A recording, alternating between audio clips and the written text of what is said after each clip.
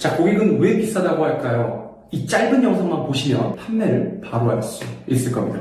비결이 뭐냐면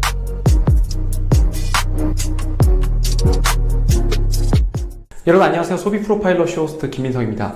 자, 세일즈를 하시는 분이나 판매를 하시는 분들, 영업하시는 분들은 가장 많이 듣는 소리가 비싸요 라는 말일 거예요. 고객들은 왜 비싸요 라고 하는지 먼저 프로파일링부터 시작해 보도록 하겠습니다. 일단 비싸요 라고 여러분께 말하는 분들은 구매할 의사가 있다라는 뜻입니다. 자, 클로징하는 타이밍 편을 보시면 고객이 프로모션이나 깎아달라고 하거나 이런 가격에 관한 이야기를 할 때는 고객이 사려고 하는 상황이니 클로징을 해라. 그때는 클로징을 할 타이밍이다 라고 제가 이미 강의를 올려놓은 적이 있습니다. 그렇기 때문에 고객이 비싸다라고 말하는 것은 저리 좀 가세요. 안 살 겁니다. 관심 없어요가 아니고 이 상품이 정말 마음에 드는데 내가 지금 당장 사야 되는 명분을 좀 주세요 라는 의미예요. 자, 그러면 비싸요 라고 하는 고객에겐 어떻게 될까요? 고객이 비싸요 라고 한다는 것 자체가 사고 싶은데 비싸다라는 거예요. 그때는 마감 효과, 지금 사야 되는 이유로 간단한 프로모션을 제안해 준다면 고객은 갑자기 미소를 지으며 결제를 할 확률이 높습니다. 자, 근데 여기에서 만약에 고객이 안 사요, 생각해 볼게요, 그래도 비싸요 라고 하는 고객에게 어떻게 될까요? 결론부터 말씀드리면 고객님 안 사셔도 오늘 도움이 됐던 건 어떤 것인가요? 라고 물어보시면 됩니다. 자, 그리고 맞아요. 저렴하진 않습니다. 그런데 대부분의 고객들은 이걸 사용하고 저렴하다고 말씀하시는 분들도 있어요. 자, 여기서 여러분 느낀 게 있으신가요? 긍정의 언어, 파저러브 랭귀지를 써야 한다는 것이죠. 자, 이 파저러브 랭귀지, 긍정의 언어를 왜 써야 되냐면 고객은 영업사원들이 하는 말은 바로 낙인 이론, 라벨링 이펙트가 계속 적용이 됩니다. 만약에 제가 고객에게 고객님 오늘 부담드려서 죄송합니다.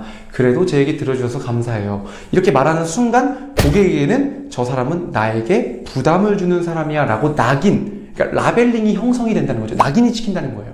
그래서 그 다음에 선물을 줘도 부담 주는 사람, 인사를 해도 부담 주는 사람이 되는 겁니다. 그리고 비싸요 했을 때 맞아요, 이 상품 비싸요 라고 말하는 순간 이 상품은 정말 비싼 상품이 되는 거예요. 그 말 그대로 라벨, 낙인이 비싼 거로 계속 찍힌다는 거죠. 저 사람은 비싼 것만 주는 사람이야 라고 찍힌다는 거예요. 제가 처음에 뭐라고 말해야 된다고 말씀드렸죠? 파저티브 랭귀지, 긍정의 언어로 말해야 된다고 했죠. 다시 생각을 해보면 오늘 제 말 중에 도움이 된 건 어떤 것인가요? 이런 말을 했을 때는 이 사람은 나한테 도움을 주는 사람이라고 이제 프레임이 갇힙니다. 그래서 그 사람이 어떤 말을 하든 가끔 세일즈 문자 보내잖아요. 그런 걸 보냈을 때도 이 사람은 나한테 도움을 주는 사람이구나 라고 라벨링이 된다는 거예요. 자, 그리고 여러분 비싼 상품이에요. 이거랑 여러분 저렴하진 않은 상품입니다. 같은 스마트폰을 제가 여러분께 설명을 했지만 비싼 상품은 부정적인 상품이 되고 저렴하지 않습니다라는 상품은 굉장히 긍정적으로 그럼에도 불구하고 효과가 있을 것 같죠? 이겁니다. 여러분은 여러분의 언어를 한번 나열해 보세요. 혹시 너무 부정의 언어만 사용하고 있진 않은가요? 오늘부터, 지금 당장부터 고객에게 부정적인 단어는 모두 제거하세요. 그리고 그 부정적인 단어를 파저티브 랭귀지, 그러니까 긍정의 언어로 바꾸려고 노력해 보세요. 절대 하면 안 되는 게 고객들 앞에서 비쌉니다. 예쁜 쓰레기죠. 저도 부담스러워요. 고객님 부담스러우셨죠? 고민되시죠? 저도 고민됩니다. 자, 고민되셨죠는 신중합니다로 바꾸면 돼요. 이렇게 똑같은 단어도 긍정의 단어로 바꿀 수 있죠. 그런데 라는 말을 제발 쓰지 마세요. 그런데 라는 말 자체가 고객이 지금까지 나한테 한 말을 거부하고 부정하는 내용입니다. 어떤 사람이 내 이야기를 부정하는 사람의 이야기를 들어주려고 하겠어요? 자, 그런데보다 그럼에도 불구하고 혹은 그리고라고 사용해보세요. 네, 맞아요. 고객님이 하신 말씀이 맞습니다.